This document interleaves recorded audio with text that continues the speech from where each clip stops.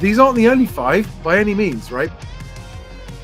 Happy 5 Facts Friday. 5 Facts Friday. I'm Charlie Lambden, and it is 5 Facts.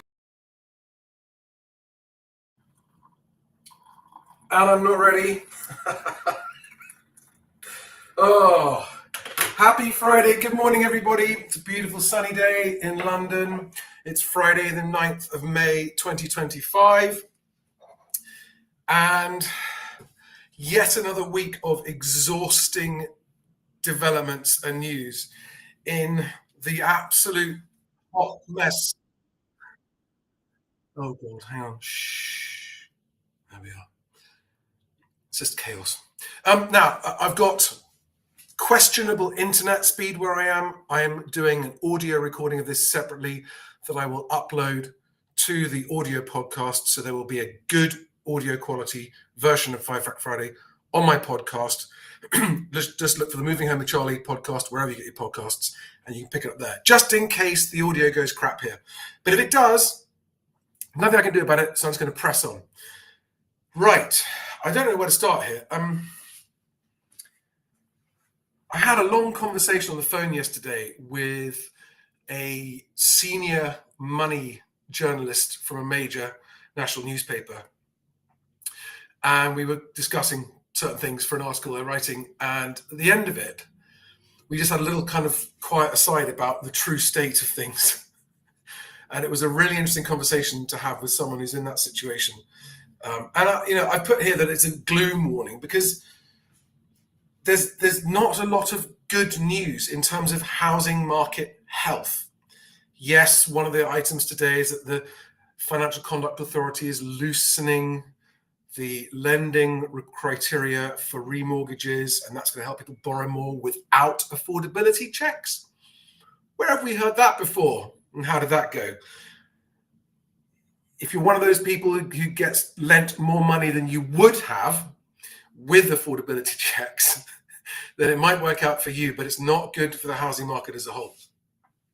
Let me run through very quickly the 5 headlines of today. I've had such a week. So there's an update on the renters' rights bill from Suzanne Smith, the independent landlord, and I've linked to her blog post below.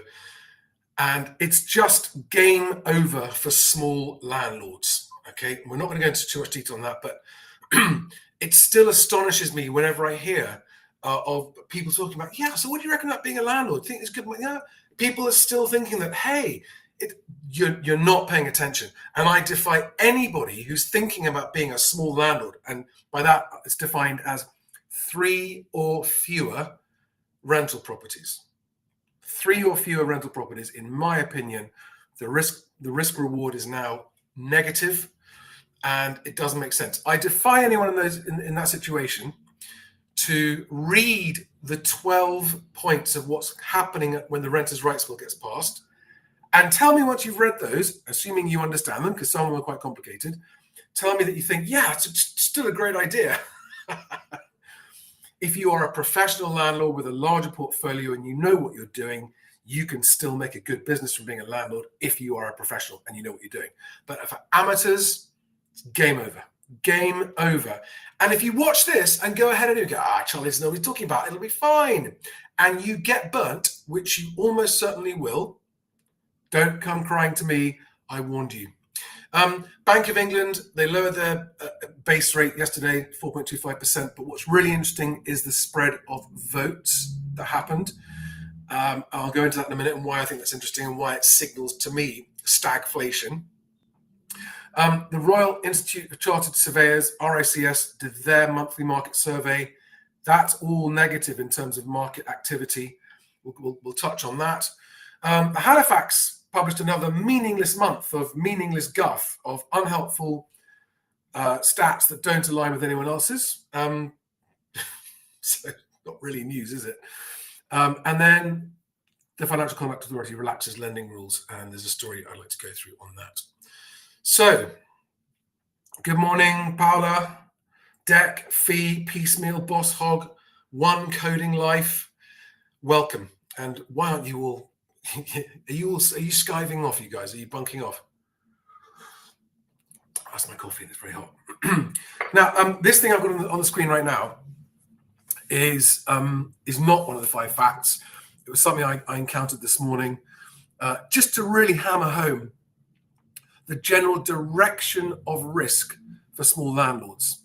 Okay, and on top of that, the NRLA, the National Residential Landlords Association, in April put out a survey, and this is from memory, I think 36% of landlords, more than 1 in 3 of you, will experience late or no rent payment. 1 in 3. Do you want to gamble on those odds? I ask you. If you're a professional landlord and you know what you're doing, you can improve those odds. There's a long list of ways of doing that. But if you're just someone who thinks, oh, it's just easy, you just get a buy-to-let mortgage and you buy a property and you rent it out and it's all cool, just repeat that stat to yourself. So the association that actually represents landlords is reporting that more than 1 in 3 of you will experience late or no rent payments within 12 months. Honestly, you think that's a good investment? Honestly?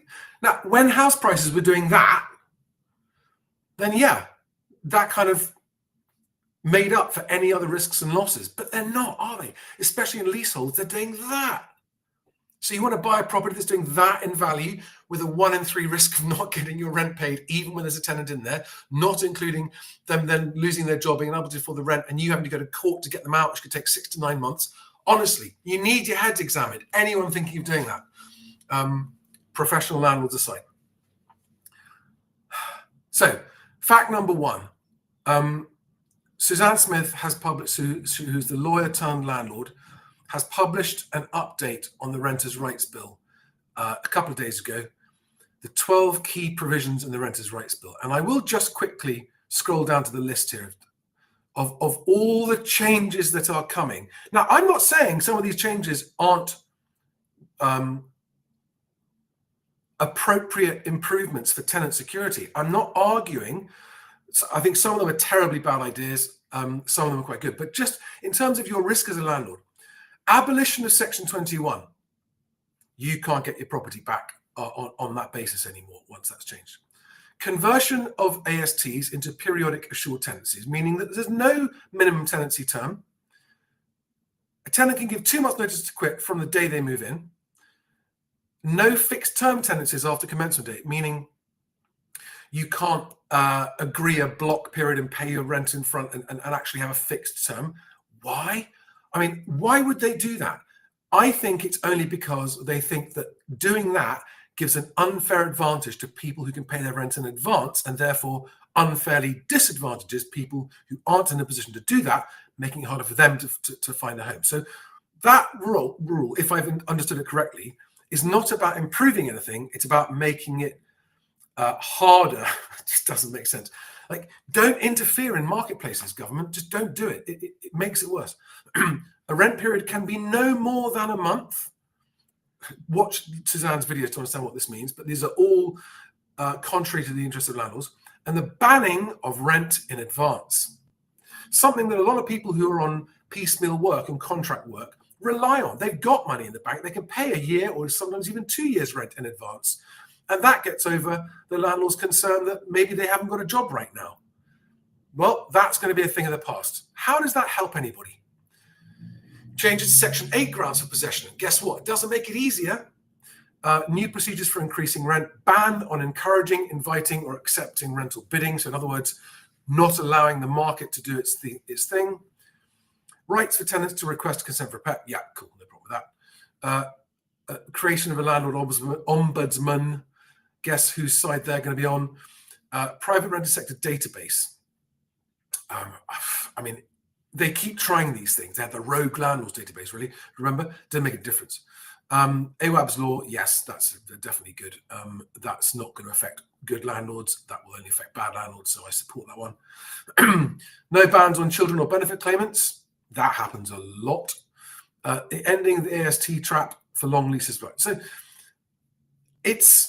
it really is just getting harder and worse. And that's why I think when the Renters' Rights Bill comes in, it's the end of the line for easy, retail or private small landlords. It's just going to be game over. And if you are one and you've got a good tenant in and they're planning to stay for a long time, yeah, I mean, let it run. But the point that they then come to move out, that's the point I'd be getting out. And the sad thing about this also is that for people who are maybe working in the armed forces or working for an international company who are offered, so maybe you've bought your first home, right? And you're offered the chance to go and work abroad for a year or two with that company and then come back. Well, if you've got a home that you bought with a mortgage and you never intended to rent it out, but you're now being offered the chance to go abroad for a couple of years, well, most people will go and rent their home out for a couple of years. And they do a fixed term tenancy, and the tenant knows where they stand, and the landlord knows where they stand. And it's just, could you rent the home out? So there's someone living in it, got the lights on, got the heating, paying the council tax, and covering the mortgage payments while we go and live abroad for a year or two and come back. No one could accuse those landlords of being greedy, right? But that, under these new rules, is going to become effectively impossible. Stupid. No one's thought that through. Okay. So that's fact number one, is the Renters' Rights Bill is going to basically be a game over for small landlords. Next one, Bank of England.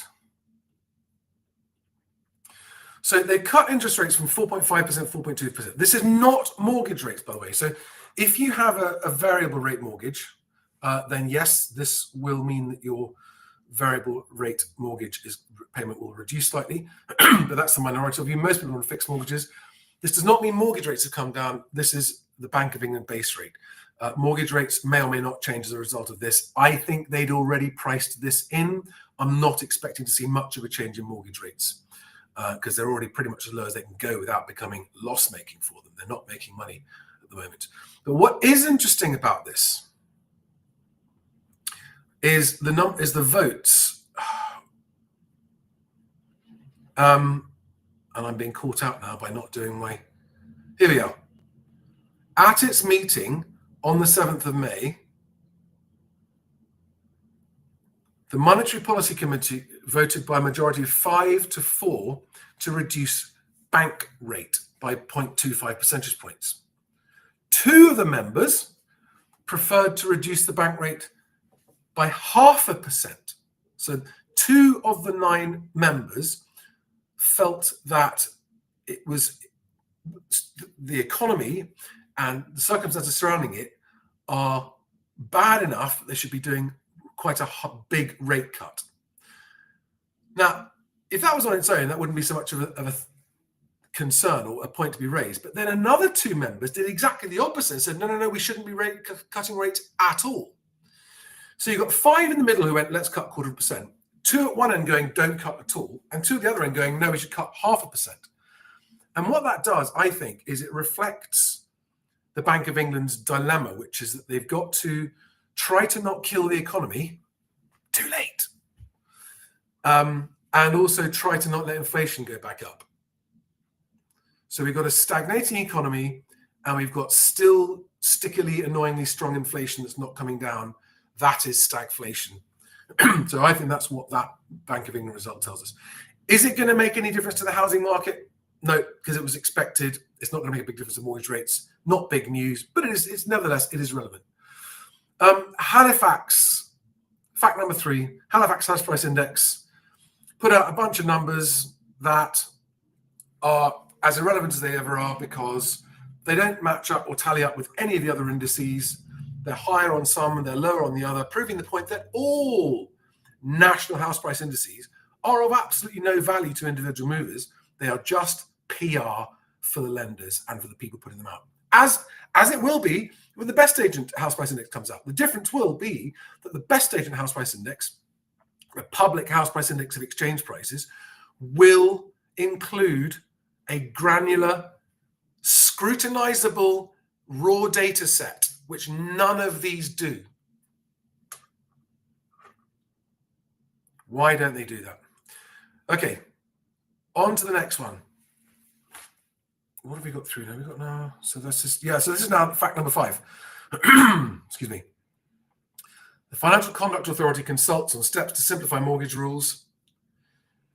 We want to make it easier, faster, and cheaper for borrowers. to make changes to their mortgage. Well, who doesn't love the sound of that? Easier, faster, and cheaper. It almost sounds too good to be true. Because it's just always desperation.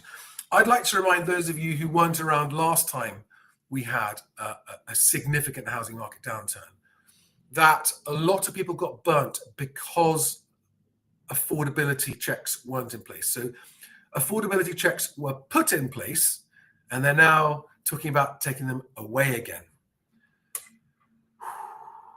Do we never learn? Do we never learn? And here's a bit more information on this, right? So that the housing industry itself, the estate agency, they're all over the moon about this. Yay! Housing market to get a big boost from mortgage rule changes. Oh, by the way, I've skipped the RICS. We'll come on to that at the end because the RICS is actually the bit most worth spending some time on, their survey. Scrapping affordability checks for remortgages will provide access to better deals and increased buyers' spending power so that you can, all the better for you to afford the overpriced properties with, my dear. The property market is set for a significant boost as the FCA's boss, Nikhil Rathi, unveils plans to scrap affordability checks for homeowners. I mean, is it just me, or does that sound like an unwise move? Take those affordability checks and scrap them, tear them up, throw them away, lend people money without checking whether they can afford it or not.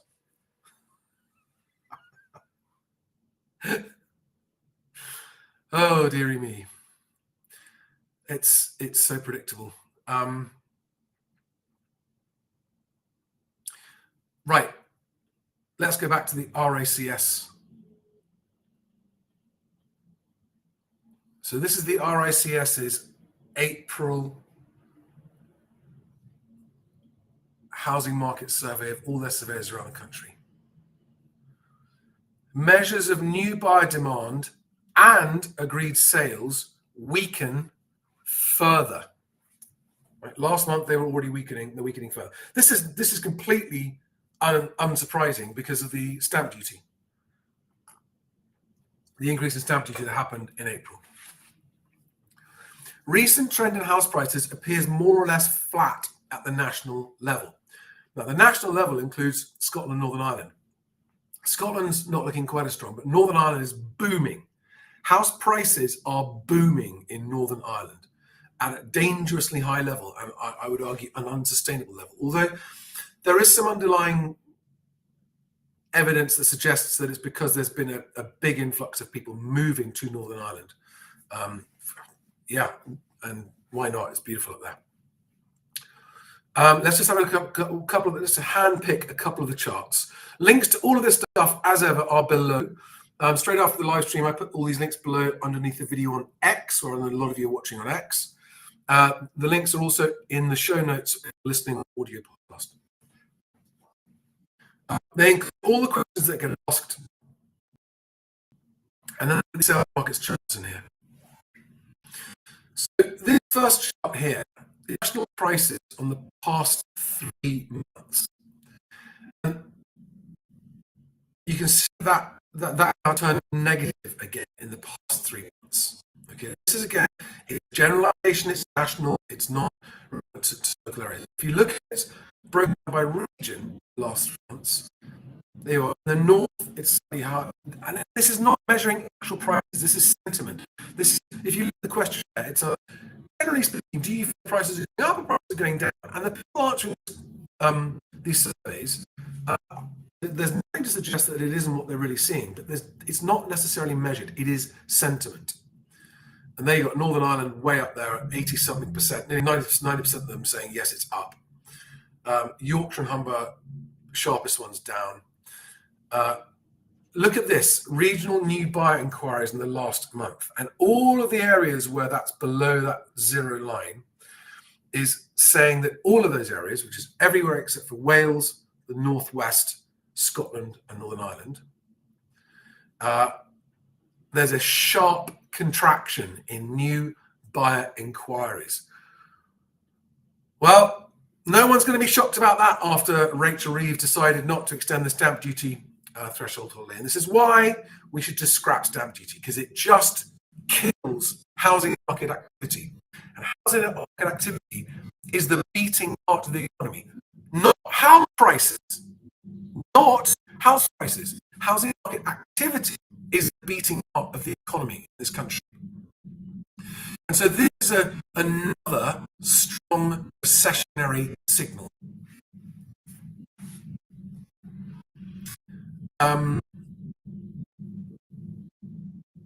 So key borrowing powers, that's at a national level, it's now quite strongly negative, back to 2022 levels.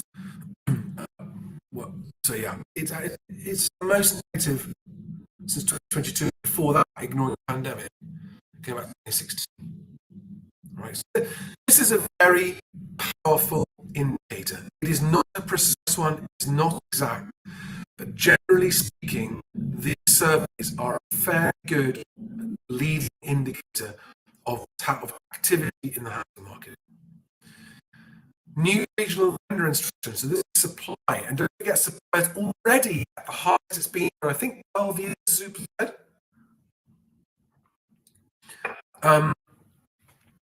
And the number of instructions coming to the market in April is higher. Not strongly higher, but in general it's higher, except for Northern Ireland and the West Midlands. And oddly, in the Southeast, which is a surprise to me, I would have thought there are more. But the Southeast is pretty saturated with houses for sale that aren't selling. There was a story in the Telegraph this week about how the Southeast has become the most difficult place to sell a house now, based on national data. So there we go. But there's no shock here. There's no sudden. This is why I've been saying a slide, not a crash, for a long time. It's just like the boiling frogs. It's like death by 1,000 cuts. It's just the long, unedifying slide into a stagnant housing market. The worst thing is, it just makes life a struggle already. Okay? At the moment, pretty much, with very few exceptions, people are finding things getting harder, not easier. Moving house, even in good times, is stressful and difficult. But when other things in life are getting harder and more difficult, moving house getting even harder than it was is just a horrible accelerator of how hard and difficult everything feels. The chances of fall-throughs increase. I mean, the thing is, there's a lot more choice for buyers out there, but there's a standoff on price, because as ever, sellers do not have access. I'm going to give sellers the benefit of the doubt, right? Sellers do not have easy access to accurate information to inform their pricing decision. All the information they have access to is provided by the industry that wants to keep it topped up, because the industry, it's so difficult not to get frustrated by this. If you sell mortgages, if you sell houses, if you sell conveyancing services, what makes you more money? More people moving or house prices going up? It's that simple. If you sell mortgages, sell houses, or sell conveyancing services, if more people are moving home, you will make more money, even if prices are going down.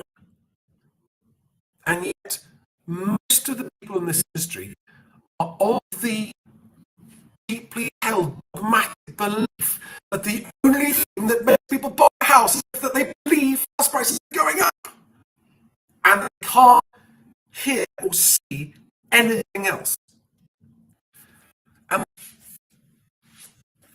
I'm working with agents now where I've managed to get them to understand this. I've told them that trying to persuade people prices are going up when they're not will result in selling fewer homes and making less money.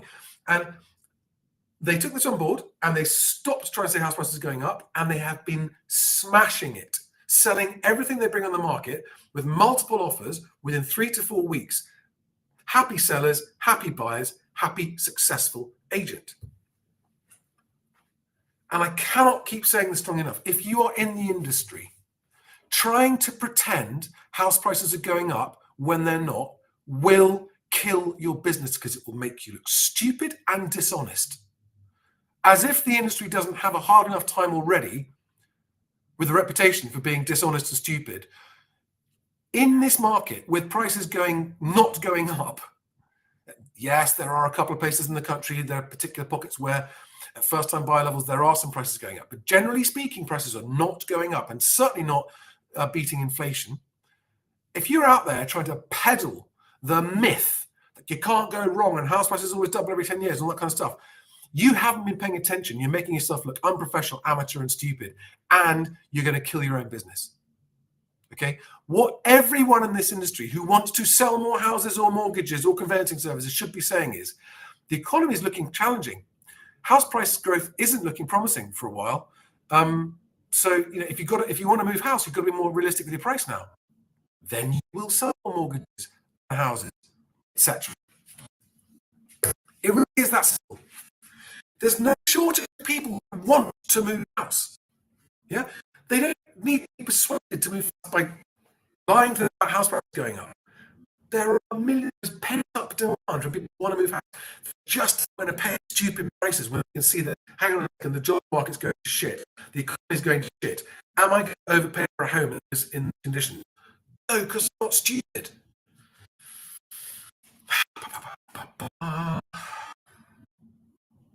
Right. A couple of questions. I'm going to crack on. How is the internet out of the way? Is it kind of okay?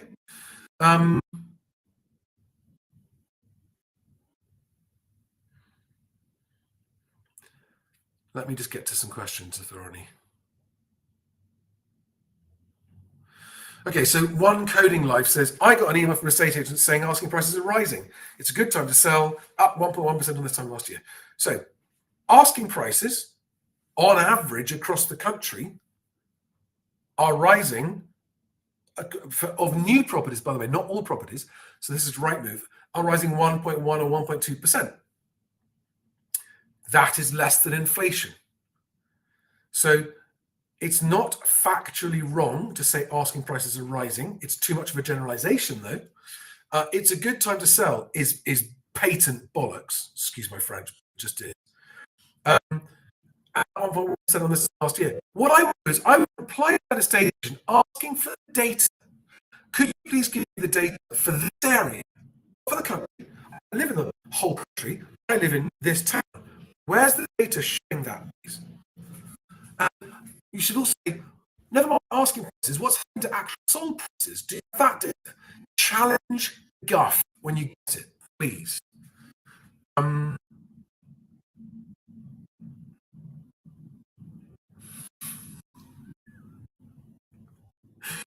Fix the sound, fix the world. Yes, I'm sorry the sound. I will put this on. So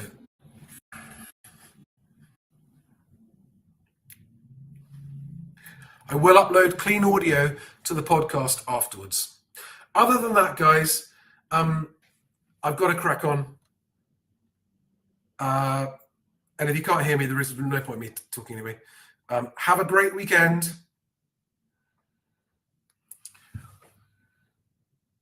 If you're selling, ignore any advice on price from people in the industry, because they are all just pre-programmed zombies, unless you find an agent that's actually really honest and says, let me show you the actual sold prices near here.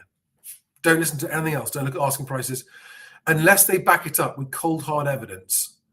And even when they do, question the relevance of the comparison they're making to your situation and property, okay? Look out for good agents, because they are there, hard to find. Maybe only 1 in 10 to 15%. The rest are even if they're good agents, they are just so hardwired into this one message, which is, oh, we can get you more, we can get you more, but not. And if you're buying, make sure you get everything lined up. And if you're new here, please make sure you go and watch my top 10 golden rules for home sellers and the top 10 rules for home buyers. If you're new, those are the best videos to watch that give you the most advice in the shortest time. Each one's about 20 minutes long. It's about 2 minutes on each of the top 10 golden rules, and it's a great place to start. Have a fantastic weekend. I'm going to go. Love you lots. Have fun. See you on the next one. Bye-bye, guys.